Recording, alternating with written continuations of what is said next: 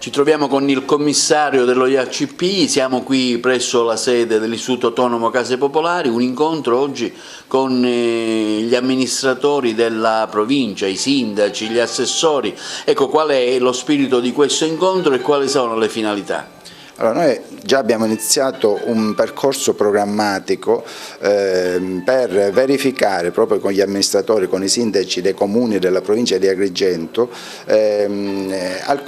confrontarci con loro per verificare per esempio la situazione abitativa, se hanno richieste di nuovi alloggi, lo stato di vetustà e quindi lo stato in cui si trovano, in cui versano gli alloggi popolari dei vari comuni, vedere se ci sono degli interventi urgenti di manutenzione straordinaria, di manutenzione ordinaria. Se ci sono richieste di nuovi alloggi, quindi capire se sono stati fatti degli avvisi, dei bandi, perché noi abbiamo una stima fatta dall'assessore Falcone di circa 40.000 alloggi, nuovi alloggi che servono al territorio della regione siciliana. Ecco, noi ci prefissiamo l'obiettivo di verificare in provincia di Agrigento qual è la reale esigenza. Mi risulta per esempio, questo è uno degli step programmatici che ci siamo proprio fissati, abbiamo già fatto degli interventi, ci siamo confrontati con il sindaco del comune di Montevagro, l'onorevole Ruvolo, con il sindaco di Lampedusa, l'onorevole Martello, il sindaco Martello, con Ribera ormai siamo di casa, con Sciacca. Oggi abbiamo convocato il sindaco di Cammarata, il sindaco di Grotte, il sindaco di Ioppolo Giangazio, di Ravanusa, di Licata, per fare proprio questa attività programmatica politica nel territorio della provincia. Vedere appunto i risultati che sta ottenendo la legge di sanatoria. Noi abbiamo circa 200 istanze, ci sembrano pochine, istanze di sanare gli alloggi che sono occupati abusivamente. Vogliamo sensibilizzare, spronare i sindaci ad fare i censimenti, a verificare in effetti se gli alloggi popolari sono abitati correttamente, e questo ci serve anche per migliorare lo stato della morosità. Lo IACP è un ente che vive non di finanziamenti regionali ma dei canoni che entrano e che pagano gli assegnatari.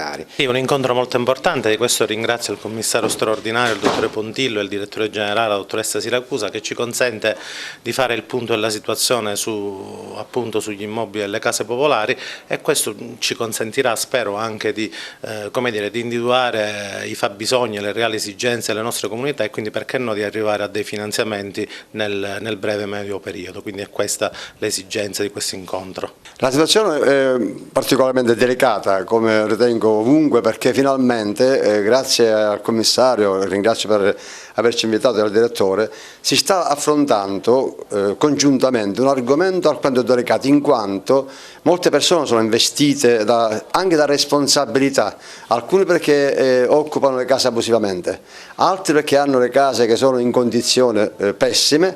Allora, finalmente si sta mettendo un punto per capire come operare in sinergia. Per quanto riguarda il comune di Cammarata, ma prendo atto anche degli altri comuni, noi abbiamo necessità di confrontarci costruttivamente con le case popolari, e finalmente stiamo mettendo un punto definitivo, ritengo, e fare rilevare quali sono le carenze. Le criticità che abbiamo noi sono tantissime. Relativamente alla situazione degli altri alloggi, è importantissimo questo incontro, perché ci sono molte criticità sia da un punto di vista manutentivo degli alloggi, sia da un punto di vista di abitabilità, per regolarizzare gli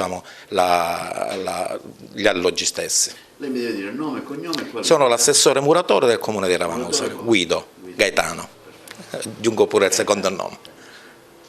Diciamo da questo incontro molto fattivo, concreto, perché ci stiamo soprattutto incontrando e confrontando per quanto riguarda la regolarizzazione degli occupanti abusivi, per esempio, dove la legge 8 del 2018 fissa al 31 dicembre 2017 i requisiti utili per regolarizzare, quindi avere un regolare contratto di affitto a chi ha occupato l'alloggio abusivamente.